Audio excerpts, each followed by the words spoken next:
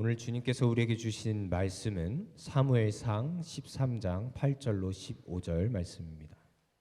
우리 다 찾으셨으면 우리 한 목소리로 읽어서 주님께서 주신 말씀 받도록 하겠습니다. 함께 읽겠습니다. 사울은 사무엘이 정한 기한대로 이레 동안을 기다렸으나 사무엘이 길갈로 오지 아니하매 백성이 사울에서 흩어지는지라. 사울이 이르되 번제와 화목제물을 이리로 가져오라 하여 번제를 드렸더니 번제 드리기를 마치자 사무엘이 온지라. 사울이 나가 맞으며 문안하매 사무엘이 이르되 왕이 행하신 것이 무엇이냐 하니 사울이 이르되 백성은 내게서 흩어지고 당신은 정한 날 안에 오지 아니하고 블레셋 사람은 믹마스에 모였음을 내가 보았으므로 이에 내가 이르기를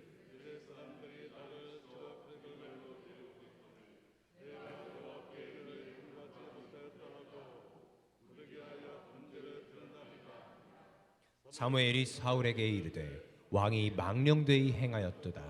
왕이 왕의 하나님 여호와께서 왕에게 내리신 명령을 지키지 아니하였도다.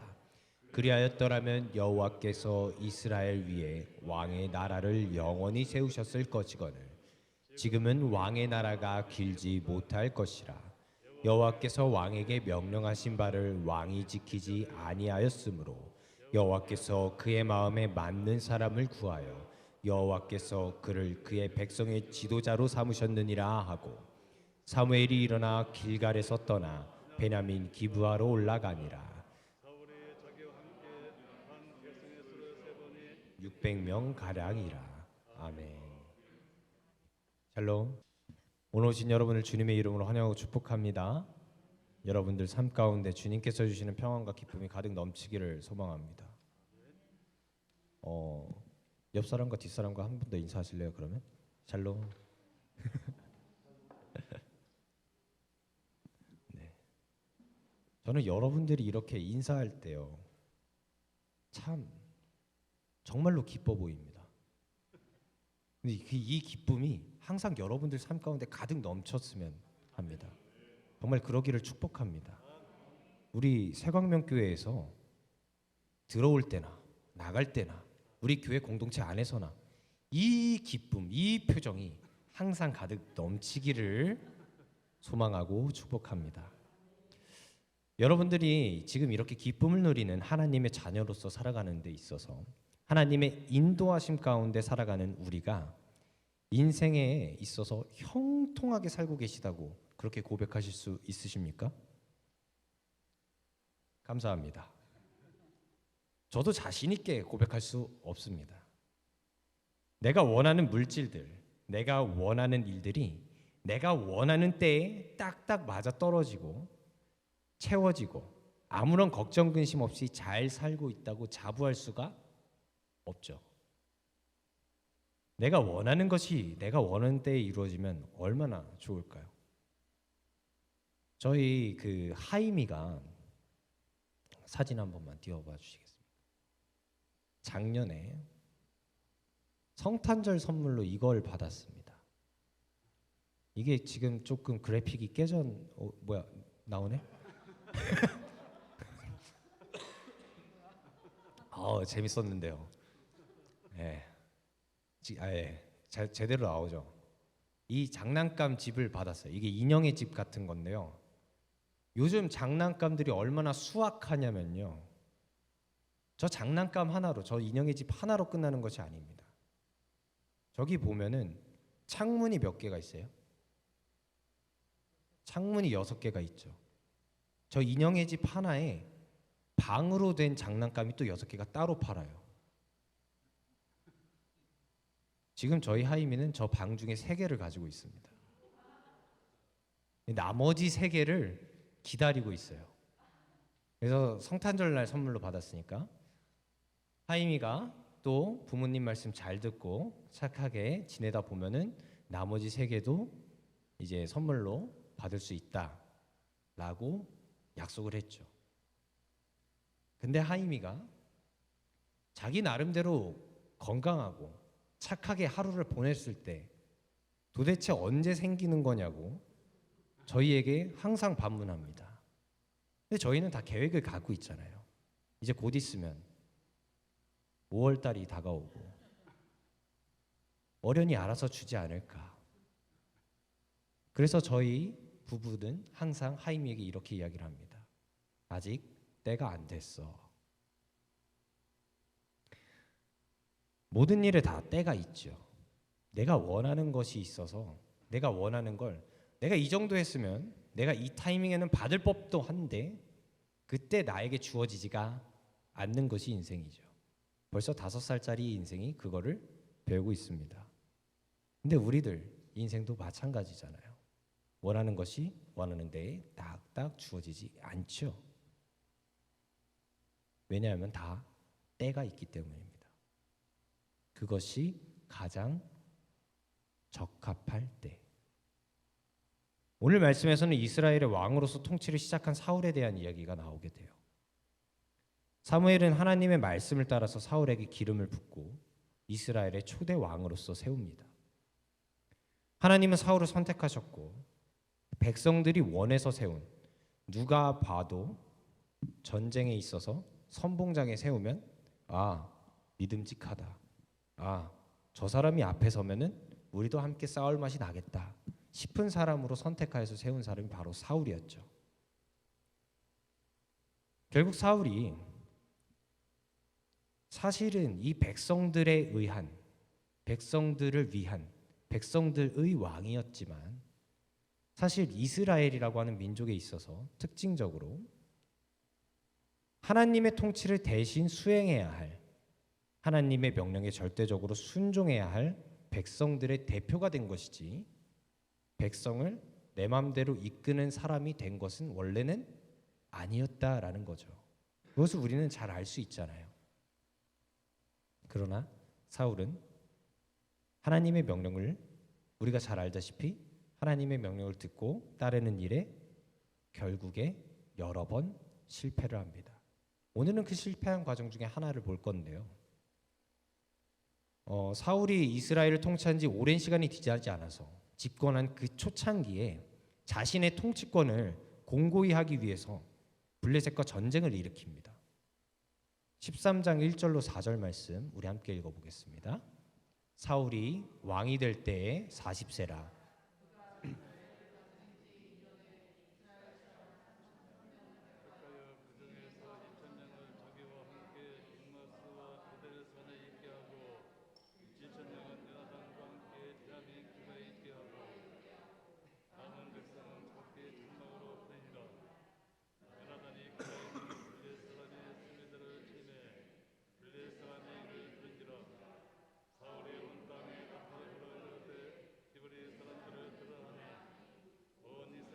사울이 블레셋 사람들의 수비대를 친 것과 이스라엘이 블레셋 사람들의 미움을 받게 되었다함을 듣고 그 백성이 길갈로 모여 사울을 따르니라.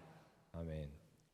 사울이 자신의 통치 권력을 더 집중시키기 위해서 3,000명의 이스라엘 사람들을 모집하고 그중 2,000명은 자신과 함께 베델에 대기시키고 또 1,000명은 자신의 아들 요나단과 함께 보내어서 블레셋 사람들의 수비대를 공격하였습니다. 그러니까 블레셋 사람들이 그동안처럼 이스라엘 백성들을 괴롭히기 위해서 침공했던 게 아니라 이번에는 사울이 블레셋을 먼저 선제 공격한 사건이었어요. 이 말씀에서 알 수 있듯이 이 블레셋과의 전쟁 자체가 사울의 선제 공격으로 인한, 사울의 개인적인 욕심으로 인한 전쟁이었다라는 거죠. 근데 이 침략을 받은 블레셋 사람들이 평소에 자기들이 가지고 놀고 만만히 보았던 이스라엘이라고 하는 민족이, 유대라고 하는 그 민족, 히브리라고 하는 그 민족이 자신들을 공격하니까 어이가 있어요? 어이가 없어요? 어이가 없죠. 그러면서 우리가 본때를 보여줘야겠다 하고서 군사를 모집해서 히브리 사람들과 이 이스라엘 사람들과 전쟁을 하기 위해서 군사를 모아서 나아옵니다. 그런데 그 군사들의 숫자가 어마무시하죠. 우리 5절 말씀 함께 읽어보겠습니다. 블레셋 사람들이 이스라엘과 싸우려고 모였는데 해변에 모래같이 많더라. 그들이 올라와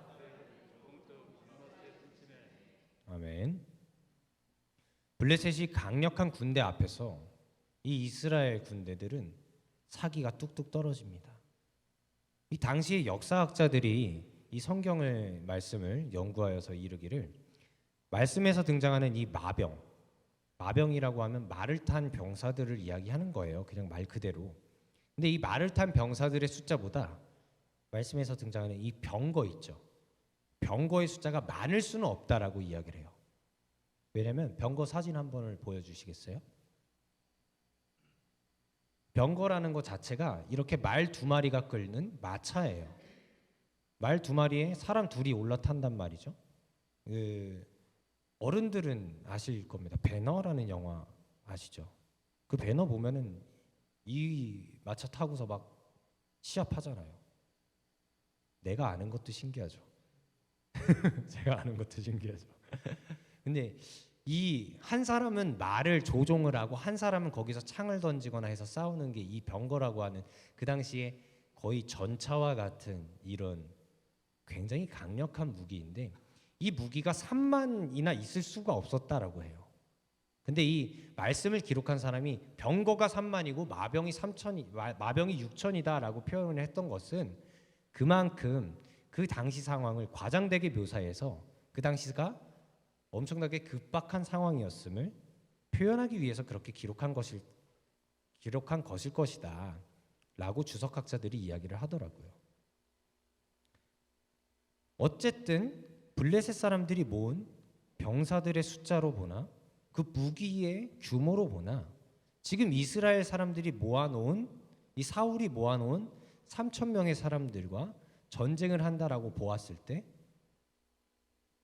말씀에 등장한 숫자대로만 곱을 해보자면 10대 1의 싸움인 거예요. 3만 6천 대 3천. 근데 이 3만 6천이 말을 끄는 사람만 3만 6천이지 보병들, 나머지 그냥 걸어서 싸우려 다니는 사람들의 숫자는 모래와 같이 많았다라고 말씀에서 증거를 하고 있어요. 그러니까 블레셋이 그냥 우리가 선제 공격을 당했으니까 우리가 본때를 보여주자 하고 싸그리 끌고 모아서 이스라엘을 치려고 지금 올라오고 있는 상황인 겁니다. 그런데 이스라엘이 처음에 진을 쳤던 데가 그나마 고지대였던 베델이었어요. 사울과 함께 진을 쳤던 데가. 고지대에서 내려보니까 블레셋의 군사들이 벌떼같이 몰려드는 게 점점 보이는 거죠. 저희 나라가 남북이 갈라져서 전쟁을 할 때 중공군이 내려올 때 끝이 안 보였다라고 했잖아요. 무기 안 들고 그냥 북치고 깽가리 치고 내려오는 사람만 해도 그 인해 전술이라고 하죠. 지금 그런 느낌으로 지금 이스라엘 백성들은 블레셋 군대들을 바라볼 수밖에 없는 거예요. 그런 모습을 보니까 이스라엘 백성들은 싸울 만한 용기가 날까요? 나지 않죠. 사기가 뚝 떨어지니까 자신의 싸울 의지를 다 버리고 뿔뿔이 흩어져고 숨기 바쁩니다. 이렇게 기껏 모은 군사들이 흩어지니까 초조해진 사도 바울이 하나님께 빠르게 제사를 드리고 군대의 사기를 올리고 싶어 했어요. 그러기 위해서 사무엘을 기다립니다. 일단은 제사를 올리고 싸움을 시작하면 왠지 자기들은 이길 것 같았거든요. 그런데 사무엘이 약속한 시간이었던 7일이 지나도 이 자기들이 진치고 있었던 길갈로 오지 않자 다급했던 사울은 결국엔 치명적인 실수를 저지르고 맙니다. 우리 9절 말씀 함께 읽어보겠습니다. 사울이 이르되 화목제물을 이리로 가져오라 하여 번제를 드렸더니, 사울이 직접 제사를 드린 거예요. 이 구약 시대에 원래 제사를 누가 드릴 수 있었죠? 제사장만 드릴 수 있었습니다. 그런데 이 시기는요, 사울이 왕위를 집권하고 있고 지금 사무엘이 선지자로서 이제 거의 막바지에 활동을 하고 있었던 이때는 이미 제사장이라고 하는 이 직분이 타락의 끝을 달리고 있었던 시기예요. 그래서 엘리 제사장, 그의 아들들은 완전히 타락해서 그 하나님의 그 제물들을 자기들 마음대로 취하기도 하였고, 그걸로 인해서 벌받아 죽기도 하였죠. 사울이 그래도 정신이 온전할 때라서, 아직은 집권 초기라 정신이 온전할 때라 제사를 직접 침례하는 죄를 범하지는 않았을 것이라고 주석학자들은 해석을 합니다. 사울이 직접 제사를 각을 뜨고 제사를 올려드리지는 않았을 것이다. 아마 대제사장이었었던 엘리 제사장의 증손자였던 아히멜렉을 통해서 제사를 드렸을 것이고 직접 드리는 죄를 범하지는 않았을 것이다. 그렇기 때문에 사울이 드린 이 번제와 화목 제물이 율법상 문제가 되지는 않았을 것이다 라고 해석을 합니다. 자, 그렇다면 주석학자들의 이 해석에 따르면 사울이 사실 제사를 드린 것이 책망받을 만한 일인가요? 책망받을 만한 일은 아닐 수도 있죠. 율법을 어긴 일은 아니었잖아요. 그런데 사무엘은 그 번제가 끝나자마자 도착해서 사울에게 왕이시여 지금 무슨 일을 하는 겁니까? 하고 사울을 책망합니다. 사울이 하면 안 될 짓을 했다라는 거죠. 왜 이런 책망을 들어야만 했을까요? 말씀드렸다시피 이 당시 제사장이라고 하는 직분 자체가 타락의 끝을 달리고 있었던 시기라 하나님이 이 엘리 제사장의 집안에 있는 사람들의 제사를 기뻐 받으시질 않았었던 때예요. 그래서 하나님께서 원하시는 제사를 드리기 위해선 오직 하나님의 선택을 받았었던 선지자인 사무엘만이 그 당시에 하나님께 온전한 제사를 올려드릴 수가 있었어요. 그래서 사무엘이 사울에게 기름을 붓기 전에 제사를 드릴 때 어떻게 드려야 되는지, 어떻게 온전한 제사를 드릴 수 있는지 내가 너에게 알려주겠다. 알려주기 위해서 길갈에 갈 텐데 그때 7일 동안 걸릴 것이다. 사무엘이 사울에게 10장 8절인가 말씀에서 그렇게 약속을 해요. 그러고서 지금 사울이 지금 기다리고 있는 상황이었던 건데, 온전한 제사를 하나님께서 드리기 위해서는 결국에 사무엘이라고 하는 선지자가 필요했었던 상황인 거죠. 그러면 이 온전한 제사를 하나님께 드리기 위해서 사울은 이 전쟁에 앞서서 하나님께 온전히 경배하기 위해서, 온전히 하나님을 찬양하기 위해서 사무엘이 올려드리는 제사를 기다렸어야만 해요. 그런데 사울은 자신이 처해 있는 이 위기 상황, 블레셋의 군사들은 자신을 포위해 오고 자신과 함께하기로 했었던 군사들은 다 뿔뿔이 떠나 흩어지고 약속했었던 선지자인 제사를 드려줘야 할 사무엘 당신은 7일이 되었는데도 오지 않으니까 내가 어쩔 수 없이 왕으로서 백성들이 혼란에 빠지는 것을 면하기 위해서 내가 제사를 올려드렸습니다. 라고 사무엘에게 변명합니다. 이 말을 들은 사무엘은 정말 왕이 어리석은 짓을 했다라고 하면서 하나님이 너에게 명하신 계명을 지키지 않았다라고 사울을 책망합니다. 그러면서 사울이 하나님의 말씀에 순종했더라면 이스라엘이라고 하는 나라 위에 영원히 너의 왕국을 세우셨을 텐데 그렇게 되지 못할 것이라면서 주께서는 자기 마음에 찾는 사람을 찾으셨고 마음에 맞는 사람을 찾으셨고 하나님이 그를 통해서 백성을 다스리게 하실 것이라고 사울에게 이야기합니다. 사무엘은 불순종한 사울에게 하나님의 심판을 선언했고 사울의 왕권이 망할 것이라고 이야기합니다. 결국에 이 사건을 계기로 사울의 왕조는 사울의 때에서 막을 내리게 되죠. 사울의 아들들이 더 이상 이스라엘을 통치할 수가 없게 됩니다. 우리가 오늘 이 말씀을 통하여서 볼 수 있는 것이 무엇일까요? 우리는 사울을 통해서 우리의 모습을 한번 돌아보길 소망합니다. 우리가 하나님의 사람인 우리가 이 모습을 통해서 돌아볼 때 첫 번째로 돌아볼 것은 우리가 철저하게 하나님을 신뢰해야 한다라는 것입니다. 하나님은 사울과 함께 하셨습니다. 하나님이 사울을 그냥 버리신 게 아니에요. 하나님이 분명히 사울을 왕으로 세우시고 택하시고 그에게 기름 붓도록 허락하셨을 때 이미 하나님께서는 사울과 함께 하실 것을 말씀하신 것입니다.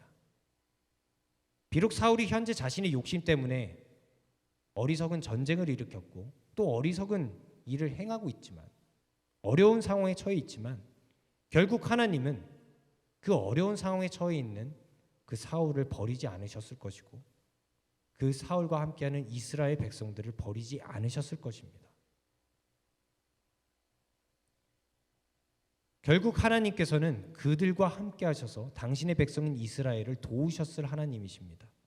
그런데 사울은 하나님이 그를 도와주실 것이라고 믿지 않았습니다.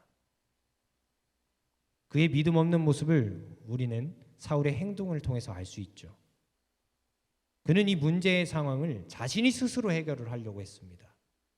블레셋이 눈앞에 왔더라도 군대가 다 떠나가서 문제가 더 심각해지는 것 같을지라도 사무엘이 아직 도착하지 않았을지라도 하나님은 사울과 함께 하시는 분이라는 것을 사울은 바라보았어야 합니다. 이스라엘이라고 하는 민족이 어떤 민족입니까? 이스라엘이 전쟁과 싸움을 잘하는 전투 민족입니까? 그렇지 않습니다. 그들은요, 싸울 준비조차 제대로 되어 있지 못하고 주변 국가에 비해서 정착 생활도 늦게 시작했기 때문에 무기와 문명의 발달도 더딘 민족이었습니다. 오죽하면 이 사건이 벌어지고 나서 사무엘이 사울에게 책망하고 나서 사무엘은 이제 떠났죠. 그러고 나서 이제 사무엘과 그 군사들 그리고 그의 아들 요나단과 그 군사들이 남는데 그들의 손에 무기라고 불릴 수 있는 것이 전혀 남아있지 않았다라고 말씀에서 기록합니다. 사무엘상 13장 22절 우리 함께 읽어보겠습니다. 싸우는 날에 사울과 요나단과 오직 사울과 그의 아들 요나단에게만 있었더라. 이때 당시에 이스라엘 백성들이 싸울 만한 무기, 칼, 창 이런 게 자신들의 손에 전혀 없는 상황이었어요. 말씀에서 뭐라고 이야기하냐면 그냥 밭 가는 보습이나 이런 것들만 있었다라고 해요. 그냥 쟁기나 낫들고서 싸우러 나왔다라는 거예요. 무기도 없이. 근데 이들이 싸워서 이길 수가 있어요? 지금 블레셋은 병거 또 몇만 대나 끌고 오고 마병도 6천 명이나 있고 심지어 보병들은 보병들은 훨씬 더 많은데 이들과 싸워서 게임은 안 되죠. 원래 이스라엘 백성들은 자신의 힘으로 자신의 문명의 발달로 자신들의 기술로 자신들의 무기로 자신들의 능력으로 싸워서 이길 수 있는 민족이 아닙니다. 그러기에 하나님께서 이스라엘을 선택하셔서 사용하신 것이에요. 이스라엘이 택함을 받았다라는 것은요, 이스라엘이라고 하는 민족이 약하기 때문에 하나님께서 선택하여서 하나님의 크고 놀라운 능력을 이 땅에 드러내고자 하시기 위하여서 이스라엘을 선택하신 거예요. 그런데 이스라엘 민족들은 매번 그 놀랍고 크고 위대한 하나님의 능력, 그 위대한 하나님의 역사하심, 위대한 하나님의 인도하심을 신뢰하지 못했어요. 그들이 왕으로 세운 이 사울도요, 하나님을 온전히 신뢰하지 못했어요.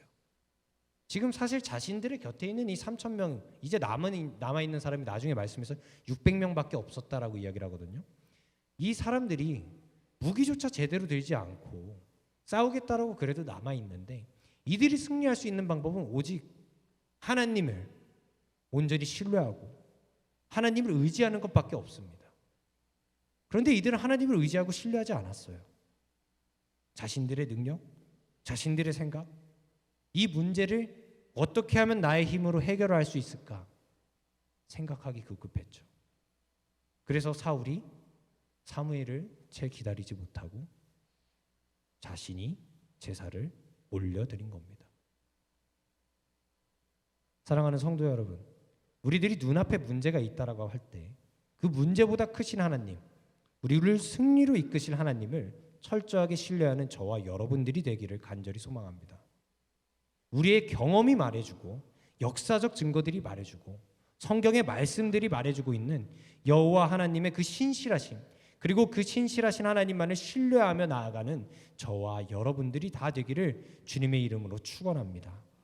우리가 두 번째로 돌아보아야 할 것은 하나님의 백성인 우리가 하나님의 뜻이 이루어질 때까지 인내해야 한다라는 것입니다. 사울은 하나님의 말씀과 명령에 대해서 이미 알고 있었습니다. 사울은 이 전쟁을 정말로 하나님께 맡기는 것이라고 한다면 하나님의 말씀에 순종하여서 하나님의 사람인 사무엘이 올 때까지 기다려야만 했습니다. 심지어 그것은 기한이 없는 약속도 아니었습니다. 사무엘은 사울에게 분명히 이래라고 하는 기한을 알려주었어요. 7일. 물론 그 7일 동안 블레셋 군사들이 점점 더 포위망을 좁혀오는 것이 사울의 눈과 이스라엘 백성들의 눈에는 보였겠죠. 그 벌떼같이 달려드는 블레셋 군사들이 자신들의 턱 밑까지 오는 그 모습이 자신들에게 엄청난 압박감으로 다가왔겠죠. 오죽하면 그 모습을 보면서 3,000명가량 모아두었던 이스라엘 군대가 점점 흩어져서 누구는 동굴로 숨고 누구는 저기 풀밭으로 숨고, 말씀에서 그렇게 자신들이 숨어야 되는 곳으로 다 숨었다라고 이렇게 기록을 하고 있겠습니까? 이 전쟁의 승리로 마침표를 찍기 위해서는요, 제사를 드리고 이 전쟁을 온전히 하나님께 맡겨드린다라고 하는 그 고백을 하나님께 드리고 전쟁을 시작해야 하는데, 사무엘은 약속한 날이 되는 그 7일째 되는 날 아침이 밝았는데도 코빼기도 안 보였던 거예요. 사울의 입장에선 더 이상 백성들이 흩어지고 자멸하는 모습을 보기가 어려우니까, 그 모습을 볼 수가 없으니까 사울은 그 당시에 결단하고 제사를 강행했을 겁니다. 그런데 이 결단이 너무 아쉬운 것이죠. 만약 사울에게 저녁까지 참을 만한, 해가 질 때까지 참을 만한 인내가 있었다라고 한다면 어땠을까? 말씀에서 번제가 마쳤을 때 사무엘이 도착했다라고 이야기하는 것을 보면 7일째 되는 날, 그날 하루가 다 가기도 전에 사울이 질의 겁을 먹고 제사를 올려드렸다는 것을 알 수 있죠. 결국 우리는 사울이 끝까지 인내하지 못함으로 인하여서 하나님의 명령을 어기고 하나님이 일하실 그때를 놓쳐버리고 마는 그 모습을 보게 됩니다. 우리들의 모습은 어떻습니까? 사울처럼 나의 앞에 있는 문제들이 너무도 크게 다가오고 해결하지 못할 것 같은 생각이 들어서 하나님께서 일하실 때를 기다리지 못하고 나의 생각, 나의 열심, 나의 방법들을 동원하여서 하나님의 뜻이 이루어질 때를 방해하고 있지는 않습니까?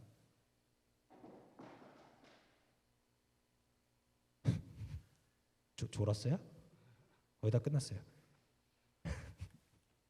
하나님의 뜻이 이루어져야 할 때를, 그때를 오히려 나의 뜻을 앞세우고 나의 방법을 자랑하는 때로 잘못 사용하고 있지는 않습니까?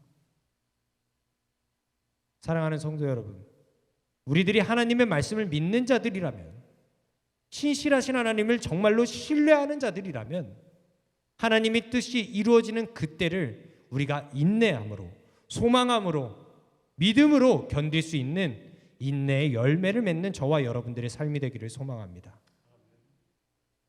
여러분들의 삶에 하나님께서 일하시고 하나님의 뜻이 이루어지기를 소망하십니까? 여러분들이 정말로 하나님의 뜻이 이루어지는 삶을 살기를 소망하십니까? 그렇다면 하나님께서 일하시는 그때까지 담대하게 잠잠히 인내하며 말씀하시고 이루실 신실하신 하나님을 철저하게 신뢰함으로 하나님의 뜻이 이루어지는 삶을 살아내는 저와 여러분들의 삶이 다 되기를 주님의 이름으로 축원합니다. 함께 기도하겠습니다.